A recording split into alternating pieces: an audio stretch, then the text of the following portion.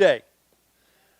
I did not think about it being Mother's Day when I started on this class. However, church is going to be all about celebrating mothers. You know, today's class is, I'm not sure how long this class is going to last. It might be 30 minutes and it might be 30 weeks. Because we're going to talk about the differences between men and women. Now, how big is that book? So, well, you know, really we're just going to talk about some key areas. One of the things when we started Cowboy-up Ministry 15 years ago, we wanted to present classes that would help people whether they were a believer or not. Now, if you're a believer, it'll help you a whole lot more. But we've always taught some classes that will help people. And today's going to be one of those. When we learn to communicate better, we have a better life. You know, I've even heard children say, happy wife, happy life. You know, but it's how do we communicate? So as most of you know, I'm a visual type of person. I need to see things. And I don't have a horse. So I'm got a few other props that we're going to share, but I want you to just remember something today. God created man and woman, and he did not make a mistake. Are they different? Yes. Is it a mistake? No. But over the years, a lot of them, I'm just going to tell you some of the things that I've heard, read, or learned along the way about talking. Does anyone know someone who talks too much? Now, we're going to talk about this a little bit later, but it's something for you to think about. I posted on Facebook. Do people who talk too much know they talk too much? Just asking for a friend. I got 71 comments. And I'll give you the results in a minute. But before we go there, we need a little bit of an explanation about why there's so much difference in the amount that some people talk. Now, people, this is not an original. I don't know where I got it from, but I need to explain to you a little bit about how a woman's mind works.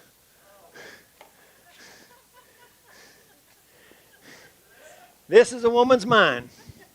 Every strand, every thought is attached to a lot of other thoughts. And they can be thinking about one thing. You can be talking about the children, and then all at once they're talking about work, they're talking about their parents, they're talking about... It all connects. And that's why so many times women can have a lot of words, because there's a lot of connection going on. We should have froze this. It's dripping everywhere. But I want you to understand everything's connected to something else. So it allows for a lot of thoughts. You know, if you think women talk a lot, you should see how much they think, because they multitask. They're all over. Now, with that being said, this is the best illustration I got. Men are more like this toolbox. And you may not can see it in the back, but this says work, wife, kids, finances, sports, hobby, friends, family, church. You know, men can have a lot of different areas in their life they're dealing with, but here's the problem with men. If men are thinking about work, they got to pull out their drawer. Now, if they want to talk about the kids, they cannot talk about the kids until they shut that drawer and then pull out that one. Because men can only have one drawer out at a time. You know, that's why they say men don't multitask. Well, you know, we know that that's not 100% true. You know, there is some good causes for that. Who is it? It's I think it's Love and Respect said, you know, a man's job is to, one of them is to die. You know why men are, typically better at war? Because they can only think about one thing at a time. Charge that hill! And they're not worried about, are they ever going to meet their grandchildren or not? All this other things. But when you communicating with the opposite sex, keep these things in mind. Help them succeed.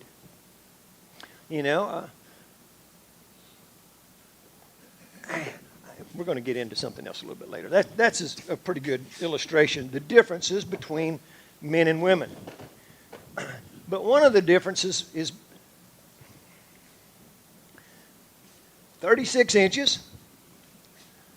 Each inch represents 1,000 words. The average man speaks 13,000 words, and the average woman speaks 25,000 words. Now, it don't matter where you're at. It doesn't mean you're wrong. Now, there's a lot of things that can dictate why we talk a lot, and we're going to get into some of those today. But, I want you to know, if you're one of these that don't talk much, don't get mad at these over here that are in the average. and there's some people that's over here. People, my name is Skipper, and I can remember when I was little, my mother would say, if you don't shut your mouth, your tonsils are going to get sunburned. She did. I talked all the time. For years and years and years, Of course, now I get paid for talking, so it's justifiable. I remember one time we were riding in the pickup truck, and I was little and very naive. We lived in the country.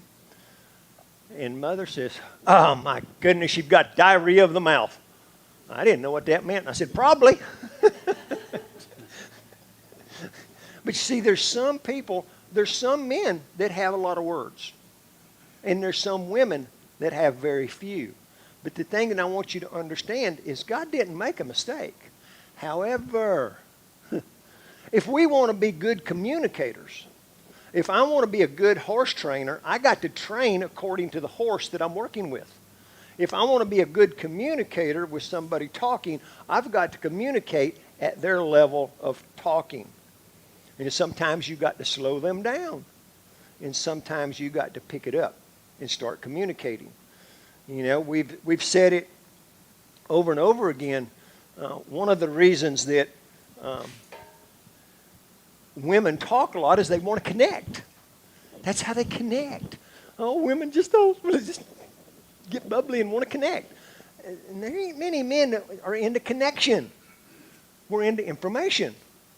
And I've learned long enough a while back, it really changed how many words I started using when I took a class on crucial conversations.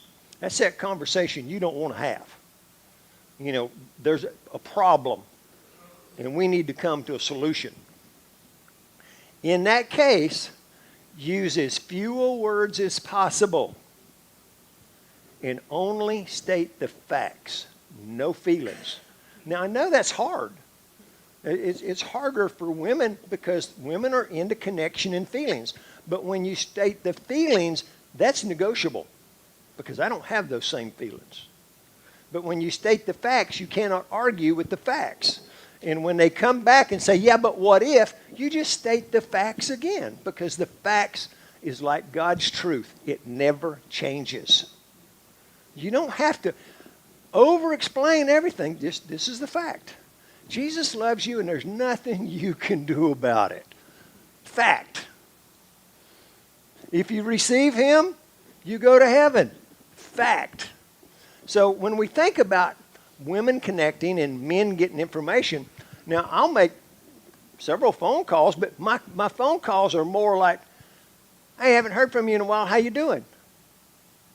I'm gathering information. Gene, and many of you don't know, Gene broke his back a while back. He doing I shouldn't tell on the men, doing one of those man things that women hate for him to do. He went to hook up a trailer and it didn't quite fit, so he picked it up anyhow and snapped his back. And he was in quite a bit of trouble, and they put him in a splint and stuff, and he's fine now.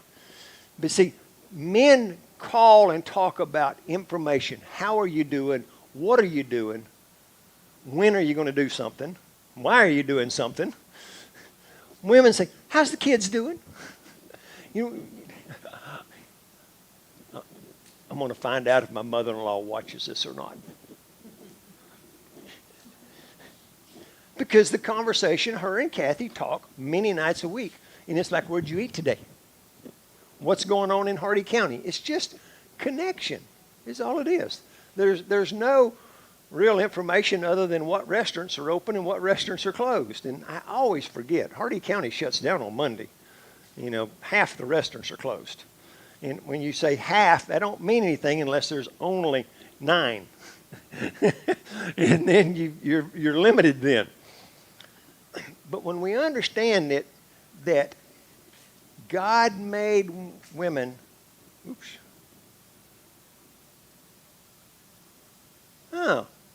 did he make all women to speak this many words? Do all women have blue eyes? Or all the same color hair? No. God created a variety, and we are to accept what God created. Now, part of today's class that I want to hope to get through you is when we receive Christ, we become a new creation. Some of you have heard the story about many years ago. I don't remember. It had to be before we started the ministry, because before we started the ministry, there was only like 5 people who liked me. And I read this book, and it was about personalities. And when you get to about chapter 8, it says go on the internet and take this personality test. Now, how many of you have not taken a personality test? You've never? Oh my goodness, you need one. Life eyes opening. We do one that's very easy and funny here, but it helps you understand why you're different than other people. Because God created us with different personalities, or a mixture of those personalities. But for the conversation, the personality test we give uses colors. And what color am I, Kathy? Fluorescent orange.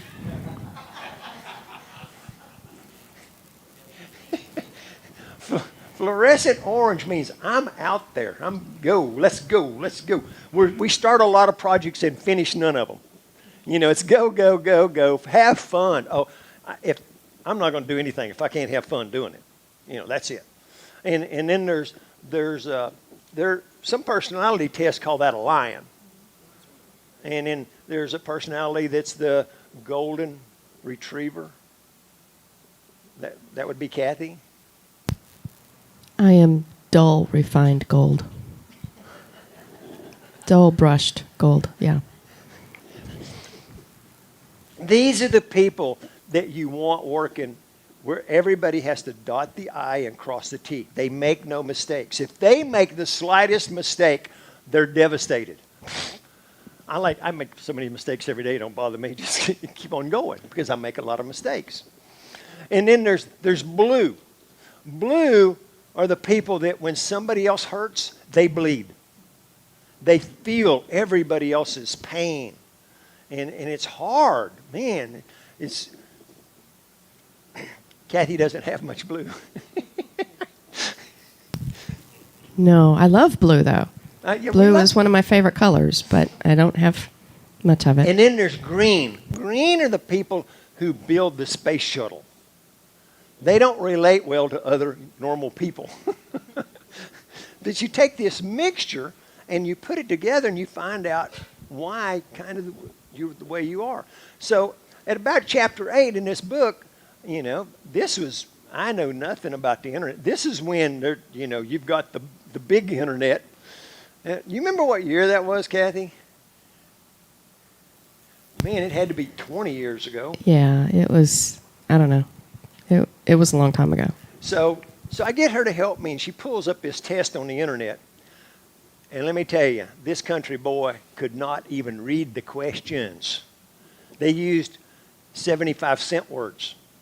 So I got her to help me. I said, help me take this test. And she said, oh, this isn't going to work good for me. And it didn't. Well, I'm getting to a point here because we were scheduled to go to Daytona Beach for a 3-day vacation. And I got a 27-page printout of my personality. Which the thing that made this particular personality test so good is it didn't only tell me my personality, but it told me what gold personalities thought about my personality. That was the part that wasn't good for me.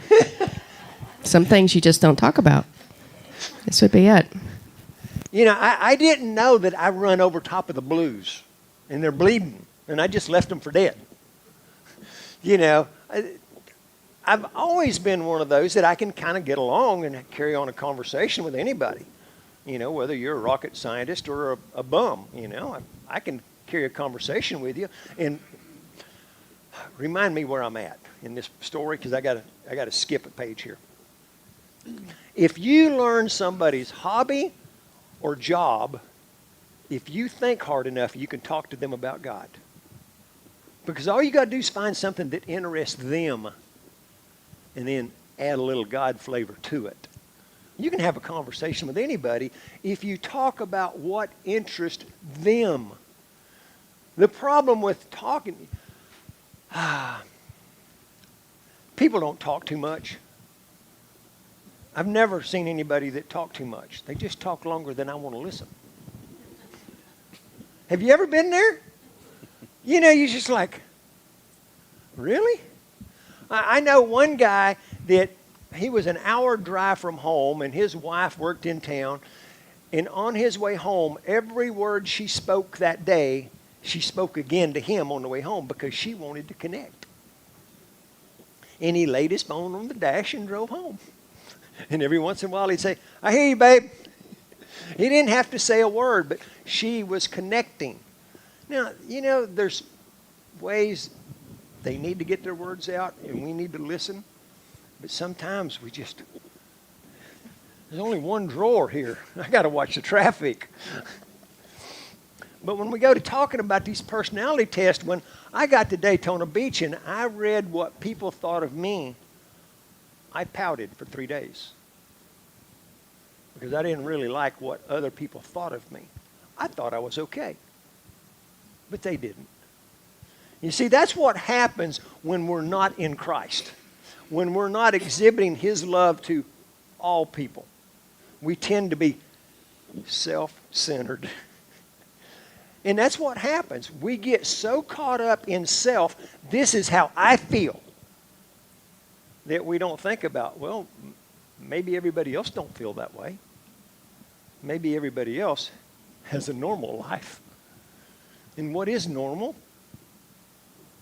Does God make a mistake? No. He's going to use each and every bit of it. So when we talk about it, it's my goal today was to educate people about the differences. Spaghetti or a toolbox. Get your ruler out. And I want to use this information to coach you how to shorten some conversations.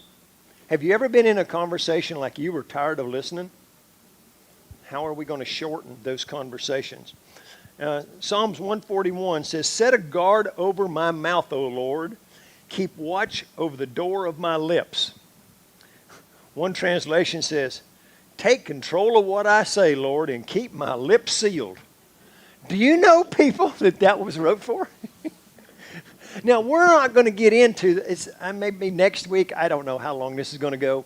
We're not going to get into people who say things they shouldn't say. I know a lot of people, I'm included. I've said things that I should not say. You know, it's just, it comes out of us. What we're talking more about right now is people who talk more than you want to listen. How do we communicate in a way that's not disrespectful of them or us? I mean, I personally, how many of you know I'm a time fanatic? Does anybody know that? Like, yeah. I can have a flat tire and get there on time. That used to be my theology, but anymore it's not quite that bad. But, what is respect? If somebody is talking to me they're disrespectful because they're taking my time over nothing. Now, to them, it's everything. To them, they need somebody to spill their guts to. And it's my job as the preacher. I got to listen. Sometimes. If it's a one-time thing, oh yeah, I'm there. About the third or fourth time, and it's the same problem, I'm going to say, how's that working for you? I say it most weeks. I don't care how rude and disrespectful your horse, dogs, and children are. Just don't complain. Do something about it. Read a book. Take a class. Get some training that'll help you communicate better with the people around you, the animals around you. But let's back to the question. Do the people who talk too much know they talk too much? What's your answer? Raise your hand. I don't think they do. He says no.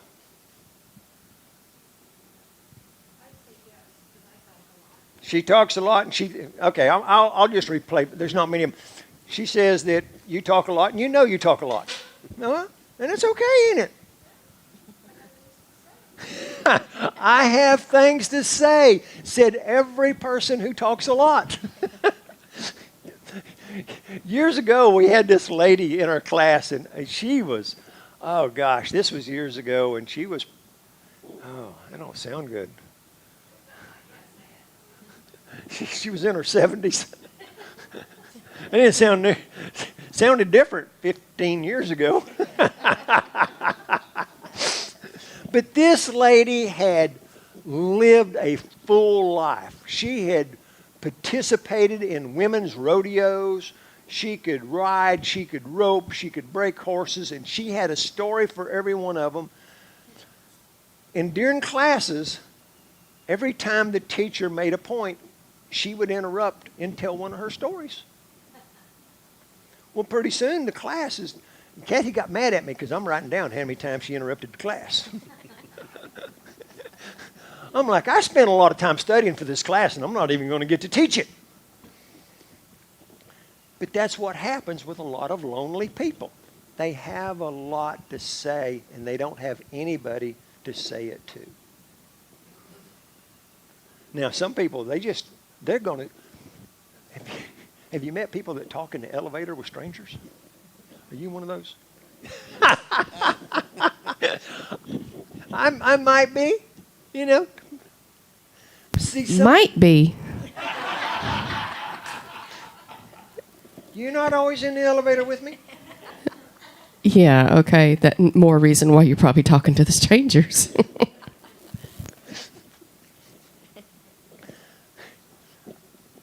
What we would need to understand is why do people talk a lot? What are your suggestions? Just shout it out loud and I'll repeat it for the camera. Attention. I don't think that's as big as we believe it is. I thought it was. There are those that say, "Look at me, look at me." They're Lonely. I don't know what was Lonely. Sometimes Lonely. is lonely. Okay, hold that thought because I got to go back to this attention one. Okay. Now, the best illustration I've got for men and women. Now, I know for some of us this is going to be hard to go back, way back. For me, it would be like, okay, 55 years back. We had a lake house that we could use and had a boat and water skiing. And this is a guy thing. You're water skiing behind the boat, just going behind the boat. And as soon as you go past a dock that there's a girl on, you're over there spraying waves everywhere. What is it saying? Look at me. Men want to be, that's why they play sports, is so the girls will look at them. That's why they have cheerleaders. So you can, Of course, what happens, then they get married and they quit being a cheerleader. That's what happens in a lot of cases.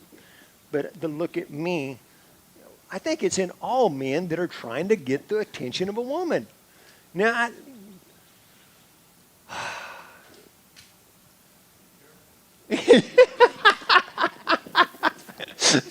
who said that? I know some women that wear some outfits that are saying, look at me. So there's two sides to this coin on both sides, and what we're trying to say is, where do we find the balance? So, lonely.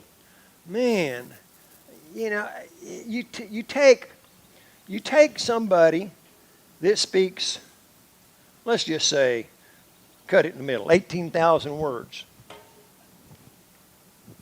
And their spouse dies. And their kids move off. What are they going to do with those words? And if they get you on the phone, they're going to give you as many of those words as you'll take. Because they're lonely. I've got a really great friend of mine. I worked with her for 3 years before we started the ministry. Her and her husband owned a rodeo company, and he died of a brain tumor. And she bought a semi. She worked the bulls and the stocks. I mean, I would rather work cows with this woman than 99% of the men I knew. And she drove a semi for a living. I was actually driving another semi, and we did a lot together. But her word count was over here at about 500. She just didn't talk much. And as I learned this stuff about communication, I found out that when I call her, I'm going to get yes and no answers because she's already used up her words. Now, even though she's only got like 500, I have called her and she just strikes up a conversation because she's got 300 words to use. You see, it don't matter what comes natural to you. We tend to want to use up our words. That's just the way it happens. When we're lonely, we want to connect with people. We want to talk with people. We want to be heard. And probably the thing that gets to us the most is when we hear people and it's the same negative story every time. Now, you talk positive and I'm good. I can listen to that. Negative, man, it hurts people's hearts to hear the same negative story over and over again. So my next question would be, are you positive, are you negative? And you can't answer, ask a friend. Before you get married.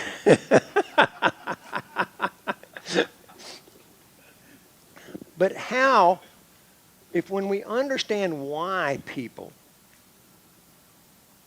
have a need, and if you think that maybe God wanted us to fulfill that need that they have, they're lonely and they need to talk to somebody. Now, the other side of the coin, people who are lonely, they need to learn to talk to several people rather than just one. A perfect illustration of that is I learned in a counseling session that we went to about when you and your soulmate you're one. You don't need anybody else. You do everything together. Well, when they die, you lose all this love. And the counselor says you have to get a little bit of love from everybody around you to kind of make up for it. Because no one person can replace the person that's lost. It's impossible. So it's the same way with you gather a little bit of love from all the people around you. You gather a little bit of connection from a lot of people. You give a little bit of talking to a lot of people. You express yourself. You gather information. So what's another reason why people talk? Lonely. Look at me. Uncomfortable silence. Ooh. My name's Skipper, and the air should have words in it, and if you don't put them there, I will. That was my motto. Like I'm not uncomfortable. My ears ring. If it's quiet, it's like. Blah. So there is uncomfortable silence that some people just don't like. And maybe some of us need to understand maybe that's why I talk. I'm just not comfortable being silent. Another one is Some people just like to. okay. Some people just like to dump their. You have the microphone. Well, okay, it is on. All right. No, some people just like to dump their garbage onto other people. Yeah, you got to dump it somewhere. Don't you have garbage at home? What do you do with it? You take it out of the road, somebody else gets it. You take it to the dump. Now, hold on to what you said because I want to come back to that. But you're absolutely right. You know, and I've had a few times where Kathy will scold me about what I'm thinking, and I said, I don't have anybody to vent to. Here it is. Everybody needs somebody to vent to once in a while. But that over and over again, that's where we're going to learn through this class how to slow that down. You know, we might even get little umbrellas like, don't puke on me. Because that's the way it feels sometimes. There's some people, especially if they're the extrovert, they're the lion that's bright orange, they come in and just go all over you, and it's like, whoa, get back. You know, but can you imagine how they feel on the inside? Do you know how your stomach just gets to twisting and boiling before you actually vomit? That's where they're at. They're inside, they've got all of this stuff going on, and it's just got to come out. And you happen to be the one God chose. Or you was in the wrong place at the right time. But understanding, not just if you understand that a little bit better, you can receive it a little bit better. But that does not mean that you have to continuously take it day after day, week after week. What was yours? Information. Yep, that was my next one. That's the men thing. Information. How do you do this? How do you do that? What are you doing today? You know, I laugh at it because I had some really good friends. I had one friend, when he said, what are you doing? What he meant is I need help. That's exactly what he meant. I need help. What are you doing? Oh, nothing, just breathing. We've all got a job. We're all doing something. Just some things are more important than others. But information is huge. You know, we got people that will, it's information. They'll call just to check on you. You know, how you doing? And then part of that's information and part of that's connecting. You know, how you doing? You know, of course, I'm guilty of it. But when I'm meeting people, you know, I'm one of those that, if I'm in a hospital or wherever I'm walking, if I'm walking in a restaurant, in fact, one of the waitresses told Kathy, he walks in here like he owns the place.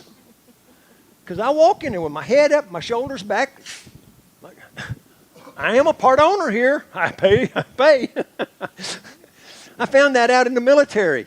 If you got your head up and you're walking fast, they'll never ask you a question. You can go from one hiding place to another. But how many people, they're teaching our children now to not make eye contact with anybody. You walk with your head down. Like, that's bad. But information, we can call and check on people because we want people to know that God cares. And God may be using us to care for you. So,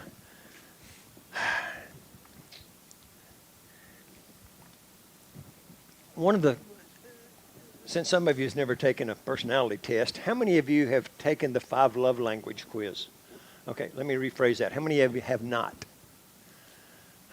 Okay, you two are going to counseling. That's simple as that. I'm taking you all on. She's my neighbor.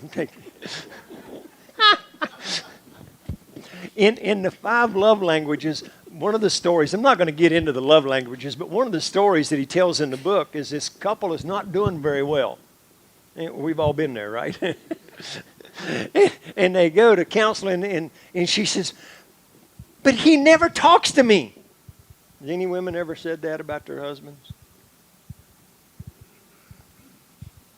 And he looks at her and says, I didn't talk to you before we got married either.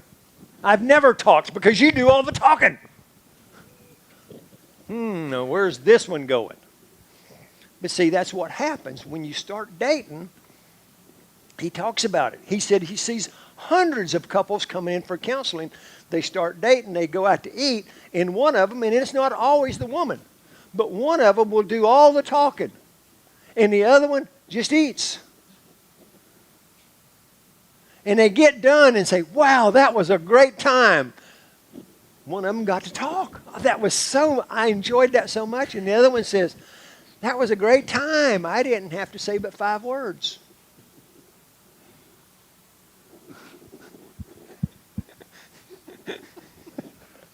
I am listening. I'm working and listening. Yes, I know. See, they think it's a great time if they don't have to talk.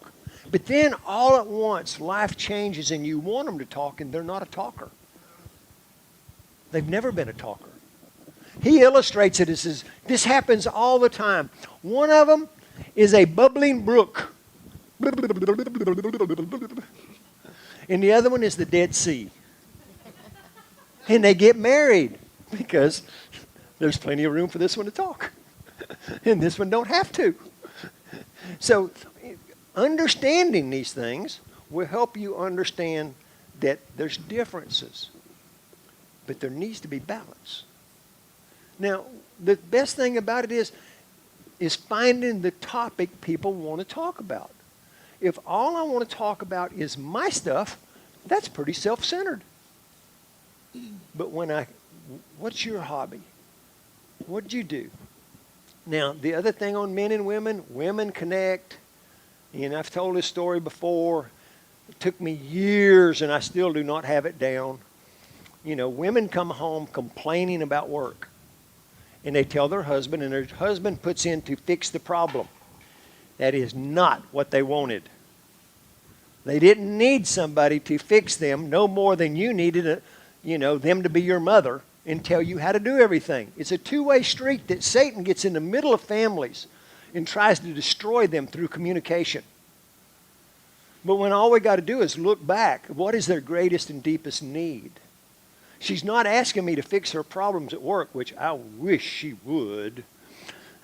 But what she's wanting to do is connect. And she's just telling me. And then she'll say, well, what'd you do today? Well, I thought she was checking up on me. She wasn't checking up on me. She just wanted to connect. Now, do any of you have Life 360? It's a great app you put on your phone, and everybody that you download it on their phone, they can be in your family, and you can track their phone in their car or in their body or whatever else. So the other day, Kathy says, well, did you get all your errands run today?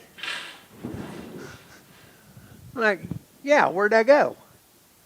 Oh, well, you went to the dry cleaners, and then you went to the golf store, and then you went to Home Depot. And I said, well, babe, you're close, but you're not there. I went to the dry cleaners, and then I went and got a haircut that was right beside the golf store. I never went in the golf store.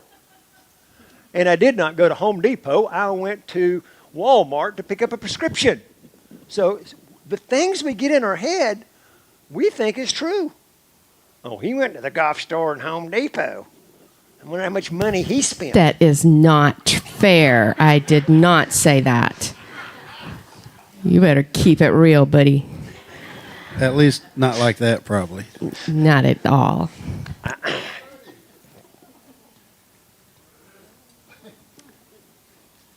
Is it possible that they have a need that you do not have?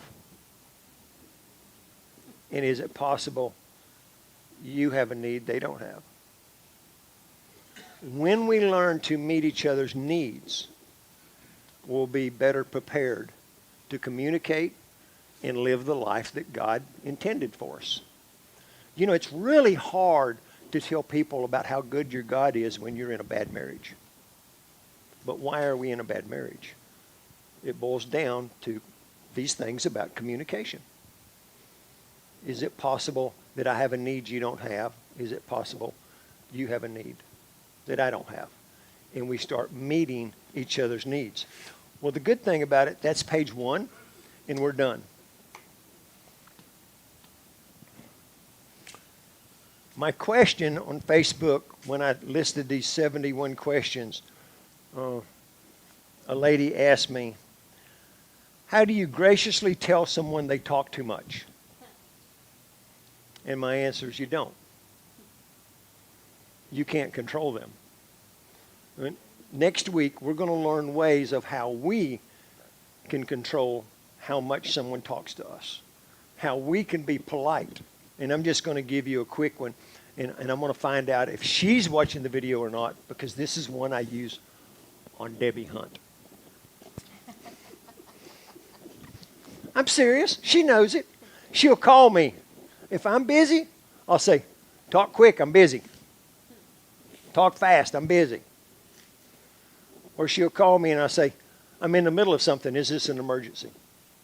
See, I want to acknowledge them, but yet I want them to know you got a time period. This isn't a BS session. I mean, Bible study session. You know, some people are gathering information. Some people just have words to use. They're lonely. You know, some people, every time they get in a car by themselves, they don't like silence, so they call somebody else. I try to utilize my time going back to what you look like that. But as we learn how do we communicate with people at a level that they can understand us and we can understand them and everybody's needs get met, or they understand they need some help. You know, my other thing is, like, if you've never been to professional counseling, I suggest you go once. If you don't need it, you only have to go once. I think everybody on our main leadership team here has been to professional counseling.